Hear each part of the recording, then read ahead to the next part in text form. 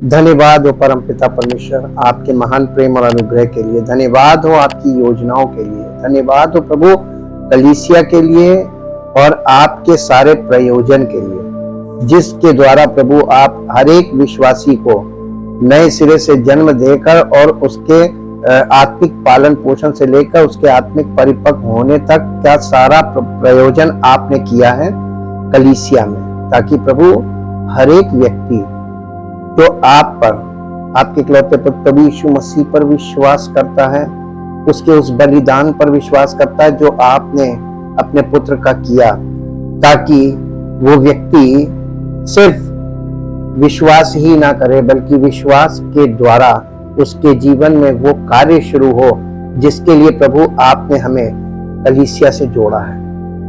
हम केवल born again ना हो बल्कि हमारा आत्मिक पालन पोषण भी आपकी पवित्र आत्मा के द्वारा हो और वचन की सामर्थ्य कार्य करे, ताकि हम सब विश्वास करने वालों का चरित्र आपके पुत्र के स्वरूप में हो और सारी महिमा आपकी हो। प्रभु आपके कार्यों के द्वारा आपकी महिमा ही होती है। हर विश्वासी आपकी महिमा का पात्र हो और सारी महिमा आपकी। इस प्रार्थना को आपके इकलौते पुत्र प्रभु यीशु मसीह के नाम से आमीन। जय मसीह की। Praise the Lord. हम परमेश्वर का धन्यवाद करते हैं उसके प्रयोजन के लिए और उसकी सामर्थ्य के लिए और उसकी योजनाओं के लिए जो वो कलीसिया के द्वारा हम सब विश्वास करने वालों के जीवन में पूरी भी करता है। हमने कल आपसे एक प्रश्न किया था कि नूह के समय में परमेश्वर ने समस्त मानव जाति को, केवल नूह के परिवार को छोड़कर समस्त मानव जाति को, जितने भी मनुष्य थे, मालूम आपको उस समय पृथ्वी पर मनुष्यों का जो जनसंख्या थी वो 8 अरब के करीब थी। और आज अगर आप देखें तो आज फिर से मानव जाति 8 अरब हो गई। पॉपुलेशन एक्सप्लोजन उस समय भी था, पॉपुलेशन एक्सप्लोजन आज भी है, जनसंख्या वृद्धि। और जैसे आज टेक्निकल यानी सब चीजें टेक्निकली बहुत बढ़ रही हैं, हर व्यक्ति टेक्निकल के पे यानी टेक्निकल चीजों पे डिपेंड कर रहा है, गैजेट्स पे।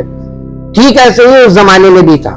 नूह के टाइम में बहुत ज्यादा एडवांस हो गया था संसार। क्या कारण था कि परमेश्वर ने समस्त मानव जाति को पृथ्वी पर से मिटाने का निश्चय किया और मिटा दिया? जल प्रलय एक बहुत बड़े भेद को बताता है। कभी किसी ने इन बातों पे ना तो मन लगाया ना कभी, और ऐसे बैठे बैठे किसी को ये बातें पता नहीं चल सकती। इसीलिए परमेश्वर ने कलीसिया की शुरुआत की, कलीसिया की स्थापना की और कलीसिया में पवित्र आत्मा से प्रेरित सेवकों को नियुक्त किया, ताकि पवित्र आत्मा के द्वारा परमेश्वर के वचन का प्रकाश और परमेश्वर के वचन से ऐसी जानकारियां जिनके द्वारा एक मसीही विश्वासी मजबूत हो सकता है और उन्नति में आगे बढ़ सकता है, उसके पास हो। आज मैं इस सवाल का जवाब देने की आपके साथ कोशिश करूंगा कि आपको ये बात स्पष्ट कर सकें कि परमेश्वर ने ऐसा क्यों किया। मैंने एक एग्जांपल दिया था, जब गैंग्रीन शुरू होता है तो थोड़ा सा बढ़ाकर अंग काटा जाता है, क्योंकि गैंग्रीन बहुत तेजी से आगे क्रीप करता है यानी बढ़ जाता है। इसीलिए कुछ ऐसा था जिसके लिए परमेश्वर को ऐसा निर्णय लेना पड़ा। परमेश्वर इतना निर्दयी नहीं है। परमेश्वर बहुत प्यार करने वाला, मानव जाति को उसने अपने स्वरूप में बनाया, अपना यानी स्वरूप दिया, यानी अपनी जैसा सोचने समझने बोलने और अपने जैसा प्रेम करने, अपने जैसा विचार करने, बुद्धि जैसे परमेश्वर के पास है। उसने सब मनुष्य को अपने समान बनाया और अपने स्वरूप में, यानी परमेश्वर जैसे परमेश्वर जो है वो रिश्तों में बिलीव करता है, रिश्तों के द्वारा जुड़ जाता है, वैसे ही उसने मनुष्य को भी बनाया। सब बातें उसने अपने स्वरूप में रखी। स्वर्गदूतों को परमेश्वर ने अपने स्वरूप में नहीं बनाया, उनका क्रिएशन अलग है। ह्यूमन क्रिएशन से और एंजल क्रिएशन बिल्कुल अलग है दोनों, और इन दोनों में कोई समानता कभी ना थी और ना कभी हो सकती है।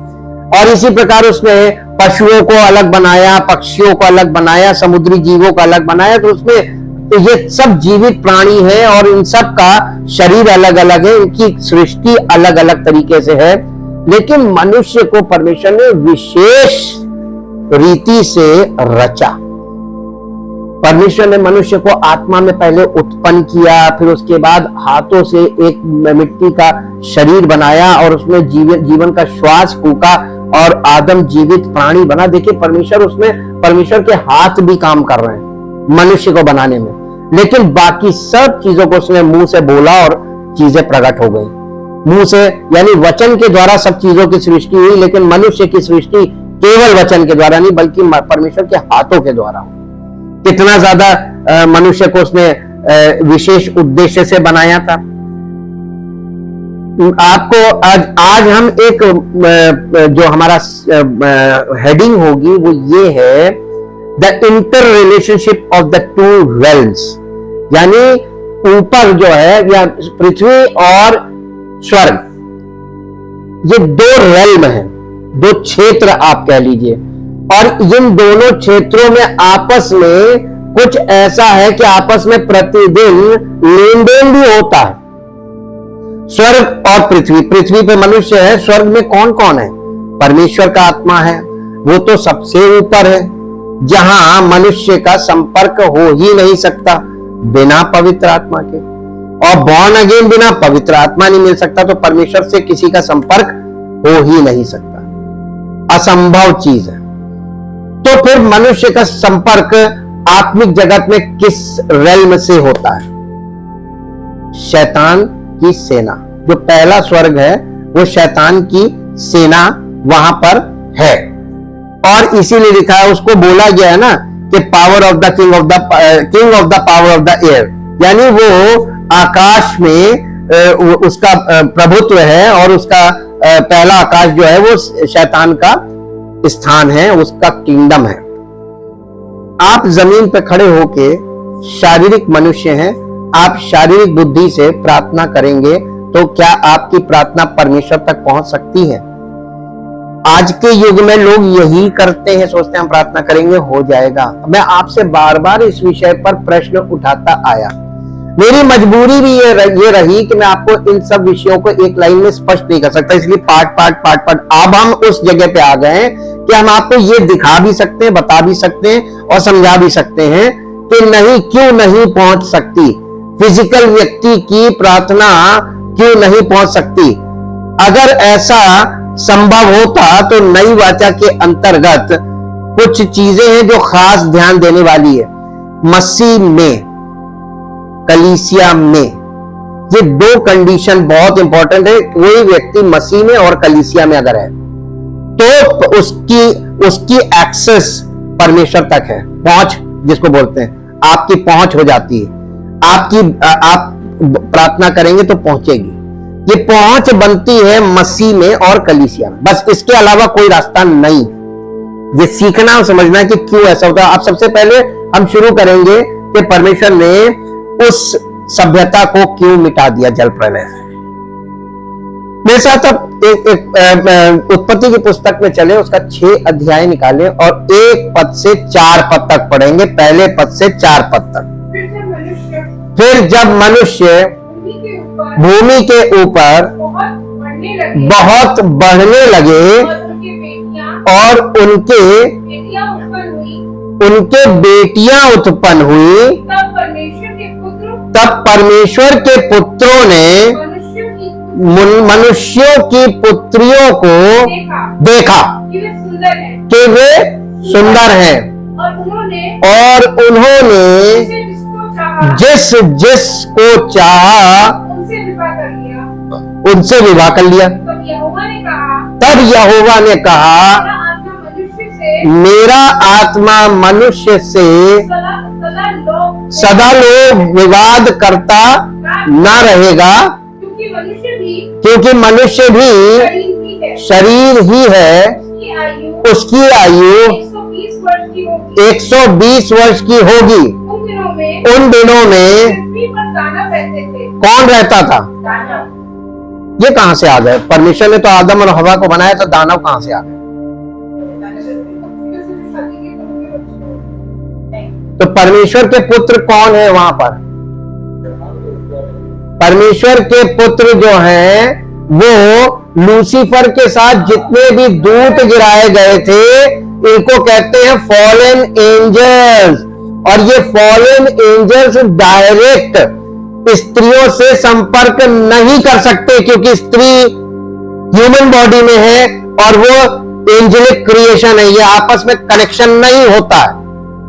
अब आप बताइए कि परमेश्वर के पुत्रों का मतलब फॉलन एंजल से है, तो ये दो जनरेशन यहां पर दिखाई जा रही है, मनुष्यों की पुत्रियां और परमेश्वर के पुत्र। जिंदगी में कभी ऐसे नहीं समझ में आएगा, अगर आप खुद से भी बाइबल पढ़ेंगे तब भी नहीं आएगा। पवित्र आत्मा इन्हीं बातों में जो पेच है इसके अंदर, उन पेच को खोलता है पवित्र आत्मा। आप जब उत्पत्ति में जाते हैं 4 अध्याय में, तो वहां पर आदम के 2 बच्चे काइन और हाबिल, और काइन और हाबिल की कहानी लगभग हर मसीही विश्वासी को लगभग सबको मालूम है कि दोनों ने परमेश्वर के लिए भेंट चढ़ाई। काइन को आप यानी नए नियम के आखिरी पुस्तक तक आपको काइन मिलेगा। हाबिल कहां गया? हाबिल को काइन ने मार दिया। Who is the first murderer? पहला हत्यारा कौन था? काइन को किसने उससे हत्या करवाई? ये फॉलन एंजल्स मनुष्य की बॉडी को अपने वश में कर लेते थे और उनके द्वारा जो उनको करना होता था करते थे। काइन का वंश इसीलिए परमेश्वर का वंश नहीं बल्कि शैतान का वंश हो गया। परमेश्वर ने उसको दाग दे दिया था कि इसको ये पृथ्वी पर भगोड़ा रहेगा, वेगाबॉन्ड लिखा है इंग्लिश में, और इसको कोई नहीं मारेगा, इस पर कोई हाथ नहीं लगाएगा, और इसके लिए 7 गुना पनिशमेंट होगा, 7 टाइम्स हायर पनिशमेंट। उसके लिए बहुत भयानक गुना है। और उसके बाद फिर उसके आदम के और बच्चे हुए। हाँ, हाबिल की जगह पर शेत पैदा हुआ। जब आप 5वें अध्याय में आते हैं उत्पत्ति की पुस्तक के, तो वहां पर आपको मिलेगा कि आदम, वहां पे 5वें अध्याय का पहले पद से पढ़िए। आदम की वंशावली ये है कि जब परमेश्वर ने मनुष्य की सृष्टि की, तो अपने ही स्वरूप में परमेश्वर ने उसको बनाया। उसने यानी परमेश्वर ने नर और नारी करके मनुष्यों की सृष्टि की और उन्हें आशीष दी, और उनकी सृष्टि के दिन उसका नाम आदम रखा। जब आदम 130 वर्ष का हुआ, तब उसके द्वारा उसकी समानता में, किसकी? आदम की समानता में, उसी के स्वरूप में, के आदम के स्वरूप के अनुसार एक पुत्र उत्पन्न हुआ। उसने उसका नाम शेत रखा। देखिए, आदम की वंशावली 5 अध्याय से शुरू हो रही है। इससे पहले अगर आप जाएंगे 4 अध्याय के बाद में, तो वहां कैन की वंशावली लिखा है, घर में पढ़ लीजिएगा। और कैन की वंशावली को आदम की वंशावली से अलग कर दिया। 2 वंश हो गए उत्पत्ति में, 2 वंश हो गए। एक वंश शैतान का वंश और एक वंश मनुष्य का वंश यानी आदम का वंश। शैतान, ये शेत जो है, ये 130 वर्ष का जब आदम हुआ, शेत उत्पन्न हुआ। और शेत के बाद आदम यानी इसके बाद आदम कितने आगे पढ़िए। हाँ, तब शेत पैदा हुआ। उसके बाद आदम 800 वर्ष तक जीवित रहा। आदम की कुल आयु आगे लिखी हुई है कि आदम की कुल आयु 930 वर्ष की हो गई। ठीक, उसके बाद आदम मर गया। लेकिन शेत के उत्पन्न होने के बाद आप घर में जाके पढ़िएगा तो उसी लाइन से, शेत की लाइन से आ रहा नूह, और फिर 6 अध्याय आ गया। केवल नूह का परिवार, केवल मानव परिवार बचा था। बाकी सारी जनरेशन जो थी, मानव जनरेशन, वो हाइब्रिड हो गई थी। आप लोग अभी नहीं समझेंगे इसको। ये बहुत भयानक चीज हो गई थी। मनुष्य का डीएनए हाइब्रिड हो गया था। फॉलन एंजल प्लस ह्यूमन तो वो बन गए थे जायंट्स, दानव, राक्षस, और उनके पास एक्स्ट्रा पावर्स थी और ह्यूमन बॉडी था, और लोग उनसे डरते थे, उनकी पूजा करते थे, और बहुत पैसे वाले होते थे क्योंकि जिससे चाहो वो तो छीन भी लेते थे, लोग उन्हें दे भी देते थे। इस तरीके की मानव जाति पूरी पृथ्वी भर गई थी। यही उसमें लिखा हुआ है। अगर आप 1 से 4 पद का स्पेशल अध्ययन करेंगे तो आपके हालत खराब हो जाएगी। यह हुआ था, इसीलिए परमेश्वर ने, क्योंकि अब वो तो पूरी जाति, मनुष्य जाति जो थी वो सुपर ह्यूमन हो गई थी, और सुपर ह्यूमन का मतलब एक ऐसी जाति हो गई थी, फॉलन एंजल्स उनके अंदर थे और उनका डीएनए, मानव लहू में उनका डीएनए काम कर रहा था, और एक्स्ट्रा चीजें उनके पास, शरीर एक्स्ट्रा ऑर्डिनरी शरीर होते थे। हाइट, जरूरत से ज्यादा हाइट, जो एक एवरेज हाइट होती है उससे कहीं ज्यादा हाइट, एक एवरेज हेल्थ होती है उससे कहीं ज्यादा ओवर, और आपका एक वजन होता है, एक लिमिट, कहीं उससे ज्यादा कहीं ओवर। तो ये ऐसे हो गए थे भयानक चीज, जिसके कारण परमेश्वर को ये नष्ट करना पड़ा समस्त मानव जाति। ये एक्चुअली मानव जाति नहीं थी, ये हाइब्रिड हो गए थे। इसके विषय में हम आपको बताते हैं। अब देखिए, जो काइन के वंश के लोग थे, अब इसको देखिए, सन्स ऑफ गॉड कौन थे? वो जो फॉलन एंजल्स ने, उन्होंने क्या किया?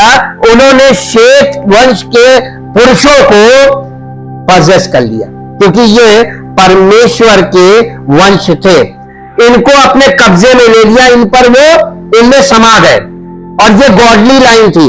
और उसके बाद जो डॉटर ऑफ मैन है, और जिसको बोलता मनुष्य की पुत्रियां, ये वुमेन फ्रॉम काइन, कैन के वंश की स्त्रियां, वो पहले से ही गलत थी, भ्रष्ट। उन स्त्रियों को के साथ इन लोगों ने मैरिजेस कर ली, और मैरिज होगी तो संतान उत्पन्न होगी। आपको मालूम है, इस जुगलबंदी से जो बच्चे पैदा हुए, इन मैरिजेस से जो बच्चे पैदा हुए, वो सब सुपर ह्यूमंस थे, और वो सुपर ह्यूमंस की पूरी जनरेशन खड़ी हो गई। केवल नूह और उसका परिवार केवल अलग था, बाकी सब इसी से ऐसा हो गया था। तब परमेश्वर के लिए एक मजबूरी थी उस जनरेशन को, उसको मालूम है। अब आप क्वेश्चन कीजिए कि ऐसा क्यों हुआ? शैतान को यह मालूम था, क्योंकि उत्पत्ति 3:15 में शैतान से परमेश्वर ने कहा था कि स्त्री के वंश के द्वारा वो तेरे सर को कुचलेगा, शैतान के सर को कुचलेगा। वहां पर उसको सुसमाचार जो दिया था ना, तो शैतान को यह मालूम था कि अगर स्त्री का वंश शुद्ध आ गया तो शैतान के सर को कुचलेगा। ऐसा ना हो कि मसीह पैदा हो, उसने पहले ही जनरेशन खराब कर दी। कौन होशियार था? परमेश्वर के शैतान? परमेश्वर होशियार था, परमेश्वर उस पूरी जनरेशन को नष्ट कर दिया। परमेश्वर बनाने वाला है, परमेश्वर शैतान से ज्यादा सामर्थ्य, परमेश्वर को मालूम था कि ये होगा, इसलिए उसने पहले से सब योजनाएं रखी थी। हम और आप सोचते थे ऐसा क्यों हुआ, ऐसा नहीं। ये जो मनुष्यों की पुत्री और परमेश्वर के पुत्रों के कोलैबोरेशन से, इनके मैरिज से, इनके रिश्ते से जो संतानें पैदा हुई, एक जनरेशन बन गई, और ये कहलाते थे नफीलीम या अनाक वंशी भी इनको बोलते हैं। और ये अनाक वंशियों के विषय में बाइबल बहुत सटीक लेकिन बहुत थोड़ा जानकारी जरूर देती है कि ये परमेश्वर इनको पसंद नहीं करता था। ये गलत चीजें डेवलप हो गई थी, गलत डेवलपमेंट से ये आ गए थे, और इसलिए परमेश्वर ने इनकी पूरी जनरेशन को मिटा दिया। Nephilim simply mighty man of wealth, यानी इनके पास धन बहुत होता था और बहुत वो थे, शक्तिशाली थे, स्ट्रेंथ, और इनके पास बहुत शक्ति थी। वेलर का मतलब होता है शूरवीर हुआ करते थे, और वहां पे लिखा भी है। और the Hebrew word literally means, Nephilim जो है अनाकवंशी, इसके हिब्रू वर्ड में इसका हिब्रू का मतलब, इसका हिब्रू वर्ड में इसका मतलब होता है, यानी नेफिलीम या अनाकवंशी का एक्चुअल हिब्रू का मतलब है द फॉलन वंस, जो परमेश्वर में फॉलन एंजल्स गिरे थे, उन एंजल्स के द्वारा जो मनुष्य पैदा हुए, एंजल यानी एंजेलिक फॉलन एंजल का भी नेचर है और ह्यूमन नेचर हाइब्रिड हो गए, ये फॉलन वंस कहलाते हैं, ये जिनका पतन हो गया, बहुत भयानक। और ये परमेश्वर के वचन के अनुसार अगर आप देखें तो ये एक बहुत भयानक चीज हुई थी जो शायद आपकी इमेजिनेशन में अभी ना आए, लेकिन ये परमेश्वर ने उसी समय उस संसार को नष्ट करके इनको बर्बाद कर दिया और इनको नष्ट करके ये बता दिया कि परमेश्वर के आगे इनकी चलेगी नहीं। और इसीलिए परमेश्वर ने बहुत अजीब तरीके से मसीह को लाने के लिए वंश निकाला, और ये परमेश्वर ही कर सकता था मसीह को लाने के लिए। तो जो मसीह आया है वो परमेश्वर की योजना के अंतर्गत आया है। अगर आप उसकी जीनियोलॉजी भी यीशु मसीह की देखेंगे ना, तो उसमें बीच में कट्स हैं और वो कट्स आपको कभी समझ में नहीं आएंगे। अब मेरे साथ एक पद निकालिए जो आपको मिलेगा। देखिए ये शूरवीर, आप ऐसे उत्पत्ति 6 में हम लोग कहां तक पहुंचे थे, उसमें आगे पढ़िए।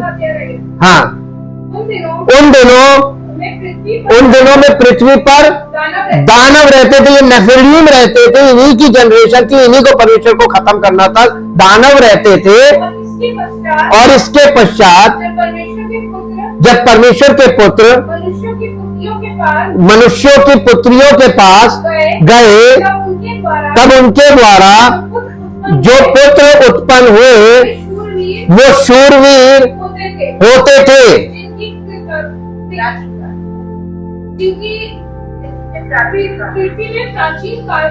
जिनकी कीर्ति में प्राचीन काल से जिनकी कीर्ति प्राचीन काल से प्रचलित है। उनकी कीर्ति मतलब यानी वो बहुत नाम उनका है, लोग उनको वर्शिप करते थे, उनके पास एक्स्ट्रा ऑर्डिनरी शक्तियां थी ना, उन शक्तियों के कारण लोग उनकी वर्शिप करते थे। हालेलुया। अब आप देखिएगा, ये परमेश्वर ने उन्हें तो नष्ट कर दिया, लेकिन उनकी कीर्ति तो आज तक रहेगी ना। अब आप इसमें मेरे साथ आइए, गिनती की पुस्तक में आइए, 13 अध्याय में, गिनती की पुस्तक उसका 13 अध्याय उसका 33 पद पढ़िए। गिनती की पुस्तक उसका 13 अध्याय और 33। फिर हमने देखिए, जब कनान में प्रवेश की बारी आई तो 12 गोत्रों के 12 हेड्स को, 12 लोग हुए, इन 12 लोगों को कनान में भेजा गया कि तुम लोग वहां जाकर देख कर आओ और वहां की रिपोर्ट लेकर आओ, फल वल सब लेके आना। हाँ, तो वहां पे ये लोग गए, और ये सब वहां पे जब गए तो इन्होंने वहां पर क्या देखा? फिर हमने वहां नपीलों का मतलब हिंदी में नपीलों का मतलब इंग्लिश में नेफिलीम है। नेफिलीम को देखा, नेफिलीम जाति वाले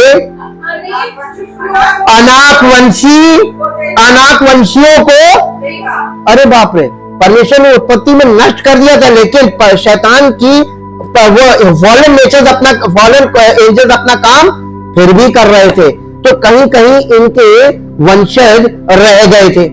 अब देखिए, जब ये परमेश्वर इनको मिस्र की गुलामी में से छुड़ाकर जब कनान ले जा रहा, जब कनान में प्रवेश से पहले भेदिए भेजे गए, उन भेदियों को वहां पर अनाकवंशी मिले, कहां? कनान में, इन इजराइल, जो आज इजराइल कहलाता, उस समय वो कनान था। हाँ, ये प्रॉमिस लैंड, वहां पर मिले। उन्होंने वहां पर अनाकवंशियों को देखा, और हम अपनी दृष्टि में तो उनके सामने देखे कि क्या उनका साइज होता था। ये इजराइलियों को भी परमेश्वर ने, हो सकता है इनको दिखाने के लिए कि इनके द्वारा ये वर्णन हो लोगों के पास, कलीसिया के लोगों को ये गवाही जाए कि ये अनाकवंशी थे वास्तव में, क्योंकि उत्पत्ति के समय सारी खत्म कर दी। अब आज के लोग कैसे विश्वास करेंगे कि उसके बाद की किसी जनरेशन ने उनको देखा? हाँ, इस बात की गवाही उन लोगों ने दी जो 12 भेदिए गए थे कनान में। उन लोगों ने कहा हमने वहां नाकवंशियों को देखा, और उनके सामने हम कैसे थे मालूम है? टिड्डे के समान। इतने हैवी लोगों, सुपर ह्यूमंस थे वो। उनके साइज को दिखाया गया कि वो उनके सामने हम टिड्डे के समान थे, और ऐसे ही हम उनकी दृष्टि में मालूम पड़ते थे। यानी इतने ह्यूज ये थे अनाकवंशी, जिनको इनको गवाही के लिए रखा गया कि ये लोग भी देखें और गवाही दें। इसके बाद यहोशू की पुस्तक में आइए। यहोशू की पुस्तक उसका 11 अध्याय और उसका 21 और 22 पद पढ़ेंगे। यहोशू की पुस्तक 11 अध्याय का 21 और 22 पद। हाँ, उस समय यहोशू ने पहाड़ी देश में आकर हेब्रोन, दबीर, अनाब, वरन यहूदा और इज़राइल दोनों के सारे पहाड़ी देश में रहने वाले अनाक वंशियों को नष्ट किया। यहोशू ने भी इनको नष्ट किया। परमेश्वर ने कहा था इन्हें नष्ट कर देना, नहीं तो ये पूरी मानव जाति को नष्ट करेंगे, हाइब्रिड बनाते जाएंगे।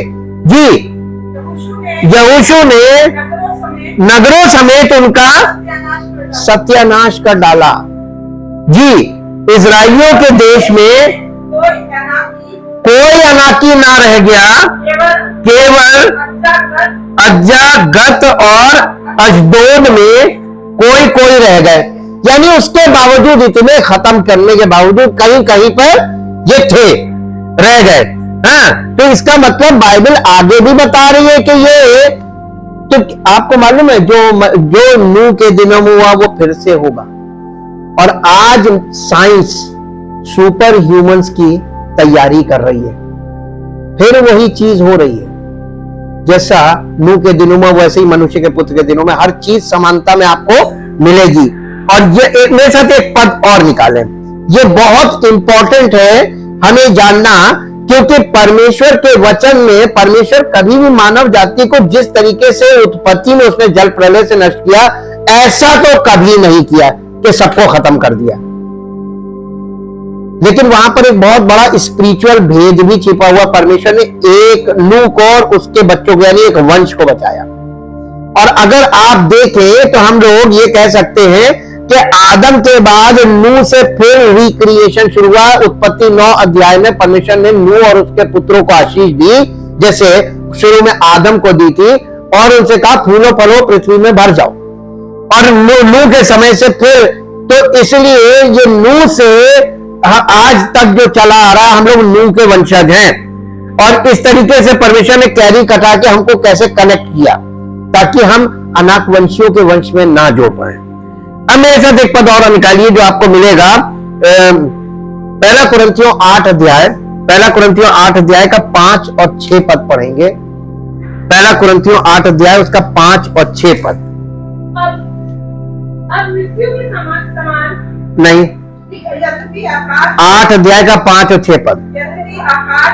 यद्यपि आकाश में, यद्यपि का मतलब हालांकि आकाश में और पृथ्वी पर बहुत से ईश्वर कहलाते हैं, जैसा कि बहुत से ईश्वर और बहुत से प्रभु हैं। बाइबल क्या कह रही है? कहलाते हैं और हैं, तो भी हमारे, ये कलीसिया के लिए, तो भी कलीसिया के लिए, हमारे निकट का मतलब कलीसिया के लिए एक ही परमेश्वर है, अर्थात पिता, जिसकी ओर से हम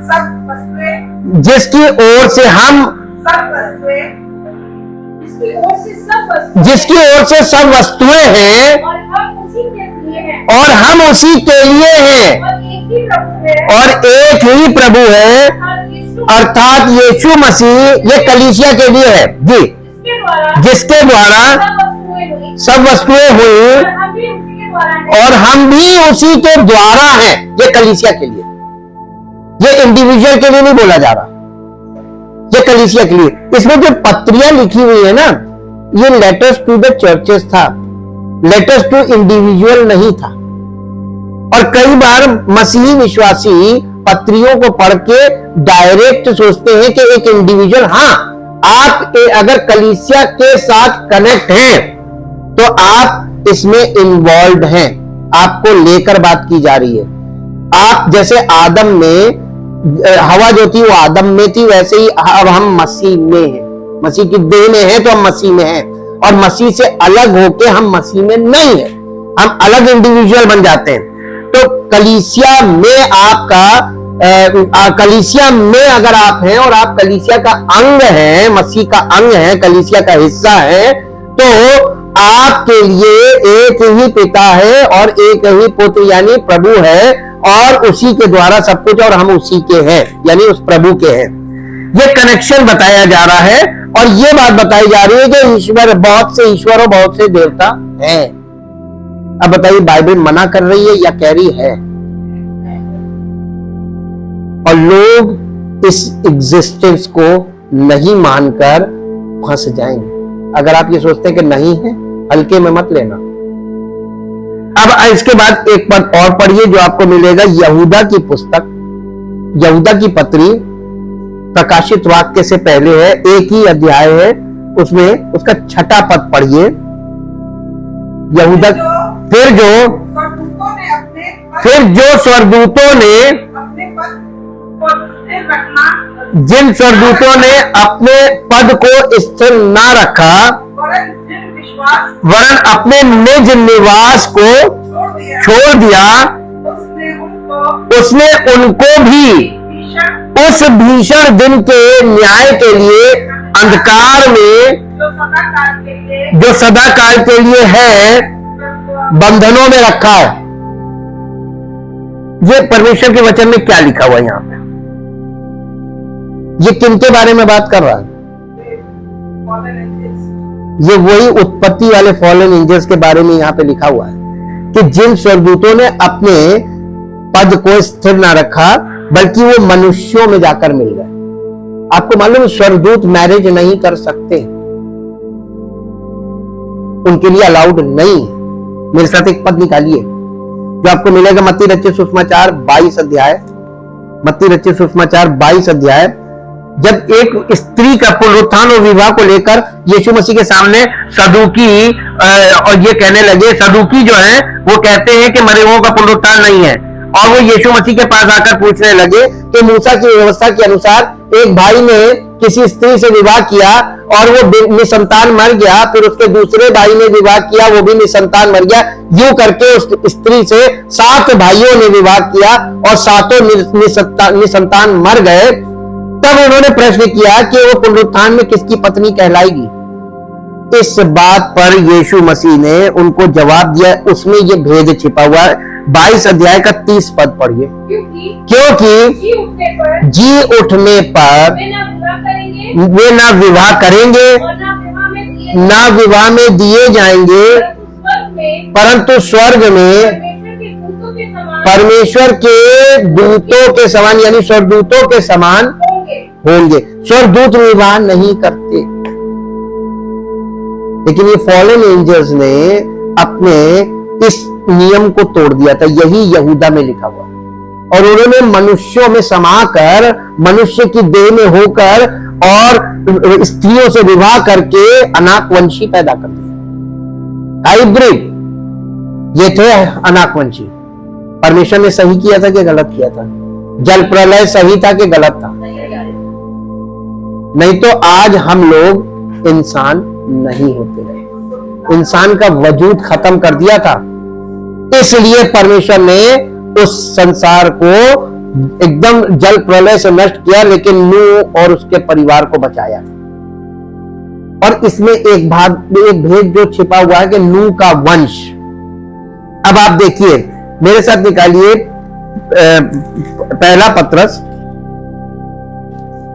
पहला पत्रस उसका 2 अध्याय, पहला पत्रस 2 अध्याय,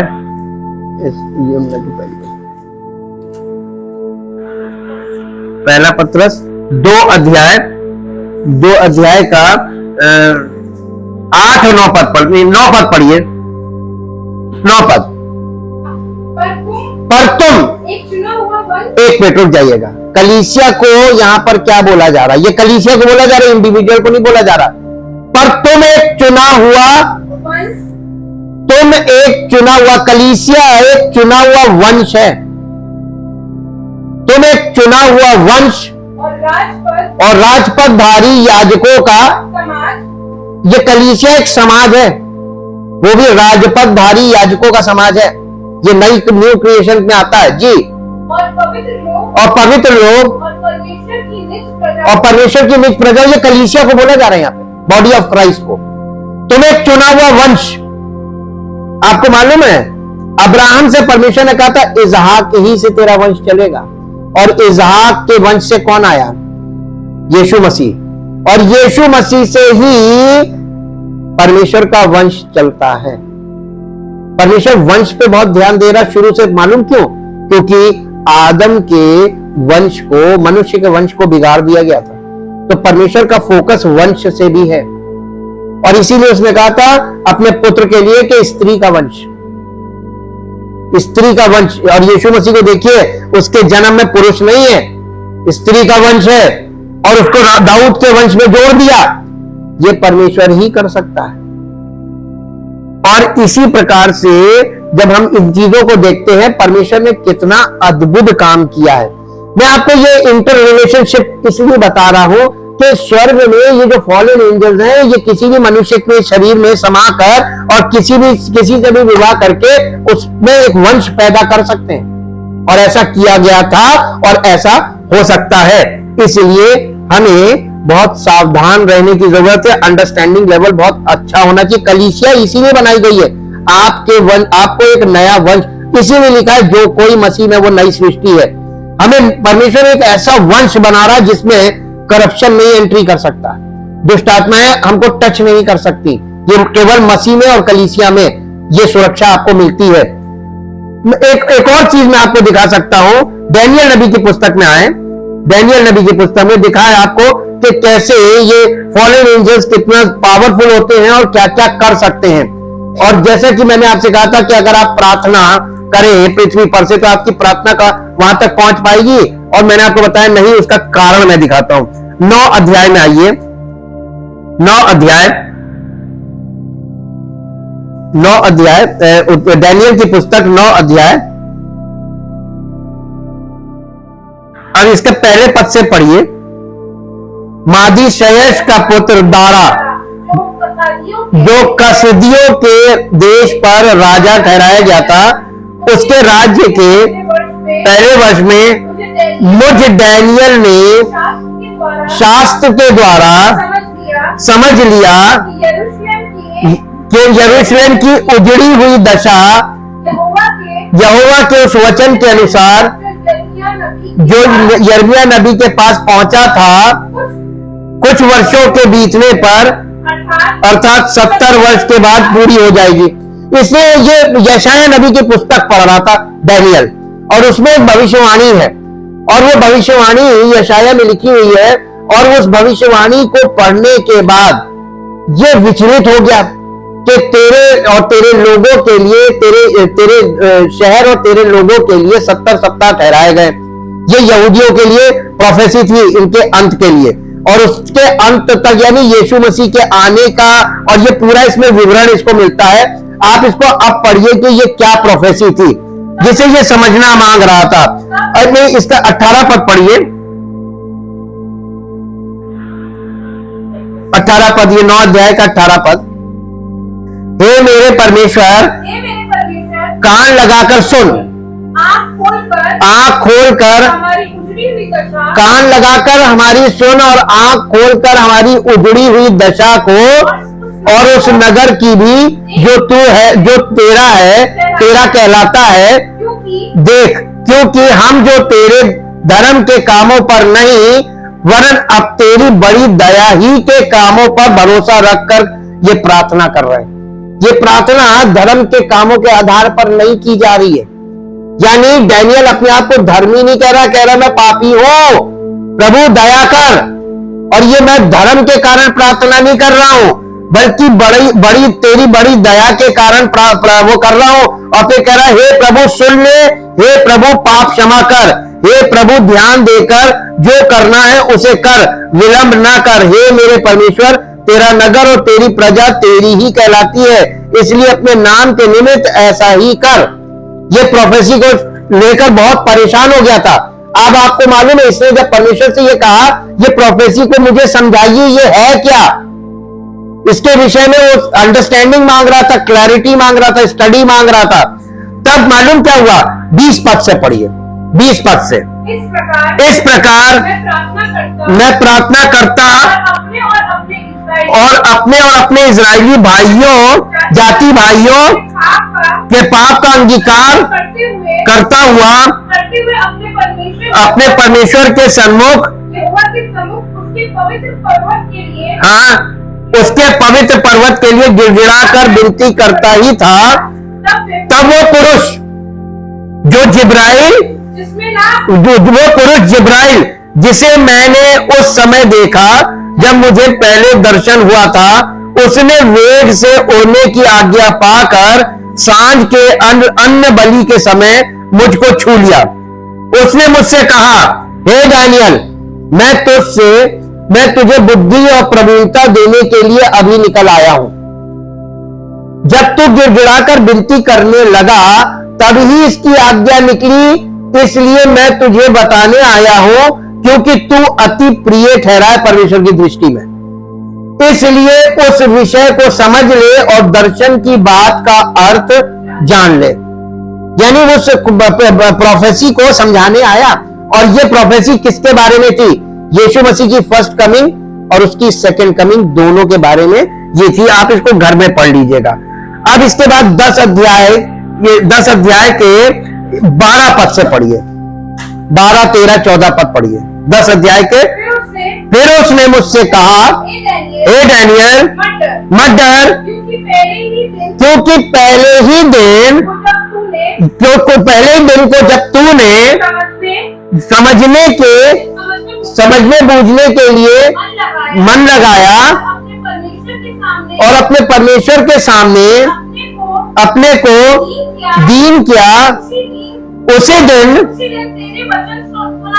दिन प्रार्थना तेरी सुन ली गई थी। हाँ, वचन मतलब प्रार्थना सुन ली गई थी।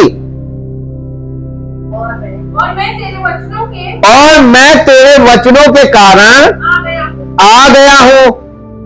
आगे क्या हुआ? फारस के राज्य का प्रधान 21 दिन तक मेरा सामना किए रहा, परंतु मिकाएल जो मुख्य प्रधानों में से है वो मेरी सहायता के लिए आया। इसलिए मैं फारस के राजाओं के पास रहा। इसका मतलब कुछ ह्यूमन बीइंग थे, किंग्स थे, जो शैतान की शक्ति में प्रेरित होकर काम कर रहे थे। तो परमेश्वर को अपने स्वर्गदूतों को, प्रधान स्वर्गदूतों को भेजना पड़ा एक प्रार्थना के उत्तर को लाने के लिए। डैनियल ने प्रार्थना की, वो तुरंत सुनी तो गई, क्योंकि डैनियल भविष्यवक्ता था ना, परमेश्वर का आत्मा से, परमेश्वर से आत्मा के द्वारा संपर्क तो था, उसकी आवाज, बात तो तुरंत पहुंच गई, लेकिन उसका उत्तर वहां से आने में कितना बड़ा स्ट्रगल हुआ आपने देखा। किसने रोका? पहला स्वर्ग किसका है? उस किंगडम ने रोक लिया, और मिकाईल को वहां से आना पड़ा, जिब्राइल को वहां से छुड़ाकर डैनियल के पास भेजने के लिए, इस संदेश को देने के लिए। आपके पास बाइबल ऐसे ही नहीं पहुंच गई है, ये परमेश्वर की एक अद्भुत कृति है, और ये परमेश्वर ने अंत के दिनों के लोगों के लिए और मसीह के लोगों के लिए, कलीसिया के लिए, जो मसीह का वंश होंगे उनके लिए यह कंपाइल कराई थी।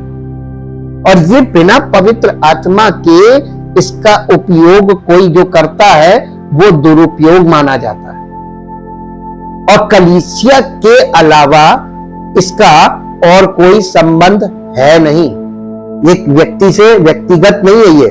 और परमेश्वर के वचन के द्वारा आपने ये देखा कि कैसे ये जो पहले स्वर्ग में जो सैतानिक किंगडम बैठा हुआ, ये रेल्म है, ये रेल्म कैसे पृथ्वी पर इफेक्ट डालता है डायरेक्ट, और परमेश्वर को कितना प्रयत्न करके लोगों के लिए काम करना पड़ता है। इसलिए परमेश्वर ने अपने पुत्र को अद्भुत युक्ति के द्वारा इस पृथ्वी पर मानव रूप में प्रकट किया।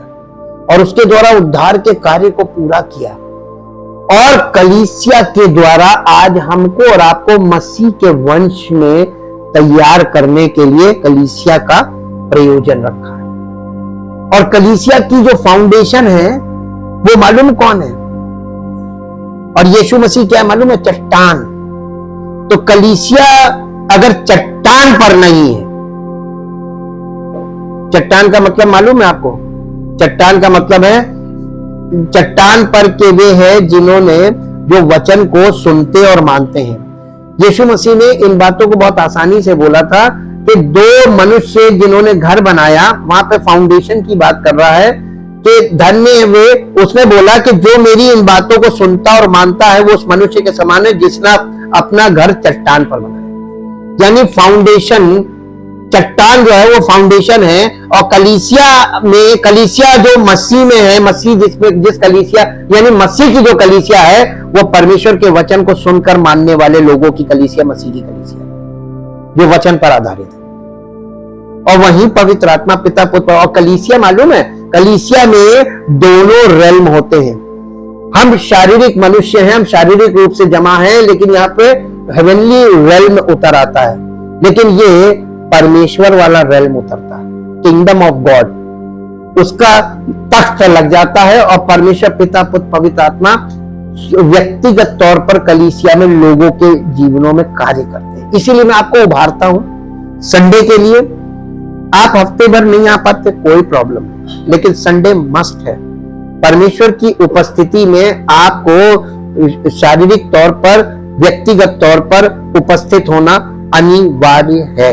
अगर आपको अब ये बात समझ में आती हो तो आपको ये मालूम है कि आप संसार में ज्यादा समय रहते हैं, और स्वर्ग और पृथ्वी पर मनुष्यों के बीच में अनदेखे वर्ल्ड से ट्रांजैक्शंस होते रहते हैं, इंटरैक्शंस होते रहते हैं, और इंटर रिलेशनशिप की बात बताई जा रही है। आपका लंबे समय तक परमेश्वर की उपस्थिति से अलग रहना और फिर उसके बाद उपस्थिति में आना कितना अनिवार्य है कि नहीं?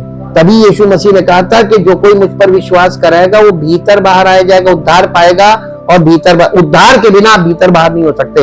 यानी फिजिकल रेल्म में आपको रहना है, लेकिन हेवनली रेल्म में आपको समय समय पर जाना है। आपने अय्यूब की पुस्तक में देखा कि परमेश्वर के पुत्र परमेश्वर के पास उपस्थित होते थे, रेगुलरली होते थे, लेकिन गैपिंग के साथ होते थे, यानी रोज नहीं होते थे। वो एक समय फिर दूसरी बार दूसरे ध्यान जाते तो परमेश्वर के पुत्र फिर से उपस्थित हुए। तो परमेश्वर के बच्चे परमेश्वर की उपस्थिति में हफ्ते हफ्ते उपस्थित होते थे कि नहीं? तो एवरी संडे परमेश्वर के बच्चों को उसके परमेश्वर की उपस्थिति में होना अनिवार्य है कि नहीं? अपने जीवन को, वचन को अंडरस्टैंड कीजिए, और ये देखिए कि ये अनसीन वर्ल्ड किस तरीके से हमारे जीवन में प्रभाव डालता है। अचानक से आपका मूड बिगड़ जाना, अचानक से किसी बात को बुरा लग जाना, अचानक से कुछ भी हो जाना, ये आपको मालूम है ये मानव यानी मनुष्यों की एक्टिविटी नहीं है। आपका मन एकदम से किसी चीज पे विचलित हो जाए, अचानक से कुछ बैठे बैठे अचानक से मन मुटाव हो जाए, किसी बात पे बहस हो जाए और झगड़ा बढ़ जाए, और उसके बाद बहुत बड़े बड़े मारामारी हो जाए, ये कौन कर रहा है? ये सैटेनिक एक्टिविटीज काम करती हैं और अच्छे रिश्तों को खराब करने का काम करती हैं। जहां पे अच्छा, और मालूम है प्रभु यीशु मसीह ने कलीसिया के लिए जब ये इस बात की भविष्यवाणी की थी कि मैं अपनी कलीसिया बनाऊंगा, उसी समय उसने ये बता दिया था कि जिस पर अधोलोक के फाटक प्रबल नहीं होंगे, यानी इंफर्नल रीजन, यानी जो फर्स्ट लेवल है, इनकी शक्तियां कलीसिया पर प्रभाव अटैक करेगी, लेकिन कलीसिया पे पावर ओवर पावर नहीं कर पाएगी, यानी प्रबल नहीं होगी। तो कलीसिया पर ये प्रबल नहीं होंगी, आप कहां सुरक्षित हैं? तो कलीसिया का हिस्सा बनना अनिवार्य है, और जब आप कलीसिया का हिस्सा बनते हैं और as a part of the body of Christ जब आप बाहर जाते हैं इन द वर्ल्ड, तो आप हेवनली रेल्म का एक हिस्सा है, और जब आप वहां जाते हैं तो आपके चारों ओर उसकी सुरक्षा बनी रहती है, because of the body of Christ. क्योंकि आप मसीह के देह का भाग है, अंग है, और परमेश्वर मसीह को और उसकी देह को बहुत प्रेम करता है, बहुत प्रेम करता है। उसने अपने पुत्र के बलिदान के द्वारा हम लोगों को, जो मसीह कहेंगे, हमको मसीह में पाया है, और इसलिए उस बलिदान के कारण वो हमें अपने पुत्र के स्वरूप में ही देखना चाहता है। और इसीलिए परमेश्वर अपनी सुरक्षा मसीह के देह के अंगों के साथ, जब वो देह के बाहर जाते हैं तो उसकी सुरक्षा बनी रहती है, और जब वो वापस आते हैं तो उनको और सामर्थ्य देता है और उन्नति देता है, ताकि वो संसार में परमेश्वर की महिमा का कारण बने। हम सबको उसने अपनी महिमा प्रकट करने के लिए बुलाया है। हमारी महिमा को नहीं वो प्रकट कर रहा, बल्कि अपनी महिमा को। आपको और हमको इस बात को ये मान लेना चाहिए कि कलीसिया में हम अपनी महिमा के लिए नहीं, प्रभु ने अपनी महिमा के लिए हमें कलीसिया में जोड़ा। प्रभु का अपना उद्देश्य है, हमारा अपना उद्देश्य नहीं है। और कोई भी व्यक्तिगत उद्देश्य से मसीह की देह का हिस्सा नहीं बन सकता, लेकिन परमेश्वर के उद्देश्य के कारण हम मसीह की देह का अंग बनते हैं, और परमेश्वर हमें जो अंग बनाता हम वो अंग बनते हैं। वहां पर भी हमारी कोई चॉइस नहीं। इसलिए अपने आप को पूरी तरीके से समर्पित करने के अलावा हमारे पास कोई दूसरा रास्ता नहीं है।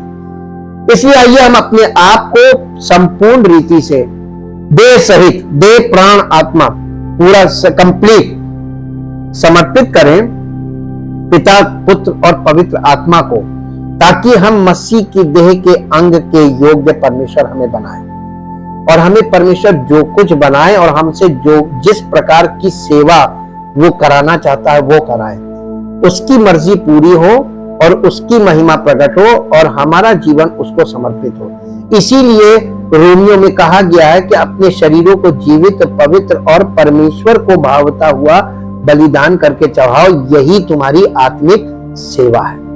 हर मसीह के हर अंग को आत्मिक सेवा के लिए अपने आप को समर्पित करना होगा, और वो हमको मृतक बॉडी नहीं चाहता, वो हमारी जीवित शरीर को चाहता है। तो यानी देह, प्राण, आत्मा सबको हम उसे समर्पित कर दें। जीवित रखना और जीवन देने का काम उसका है, और वो हमको फिजिकली नहीं चाहता है, वो हमको स्पिरिचुअली चाहता है। तो वो पवित्र आत्मा के द्वारा हमें जीवन भी देगा, और वो जीवन देगा जिससे परमेश्वरीय जीवन हमारे जीवन से प्रकट हो, ताकि उसकी महिमा हो। पर पिता परमेश्वर हम सब के साथ इस बात का निवेदन करने के लिए आपके सामने झुक रहे हैं कि जिन जिन लोगों ने आपके वचन को सुना और समझा है, पवित्र आत्मा की छाप उनके हृदय पर हो, ताकि प्रभु आपके वचन को केवल सुनने वाले नहीं, वचन को सुनकर उसके अनुसार चलने वाले हो प्रभु। तभी तो आपकी ओर से हमें हमारे जीवन में आपकी इच्छा पूरी होने के बाद ही तो हमें कुछ मिलेगा। हमारा प्रतिफल हमको तभी मिलेगा जब हम आपकी इच्छा हमारे जीवन से पूरी हो। हम चाहते पिता परमेश्वर, जितने भी विश्वासी आपके वचन को सुन रहे हैं, उनके जीवन में अद्भुत आश्चर्य कर्म आपकी ओर से हो। आपकी अद्भुत युक्ति उनके जीवन में कार्य करे, और अद्भुत युक्ति के द्वारा प्रभु आपकी अद्भुत सामर्थ के द्वारा उनके जीवन में अद्भुत छुटकारे के कामों के द्वारा आपकी महिमा प्रकट हो। सारी महिमा आपको। इस प्रार्थना को आपके इकलौते पुत्र प्रभु यीशु मसीह के नाम से आमीन। परमेश्वर आपको आशीष दे। God bless you.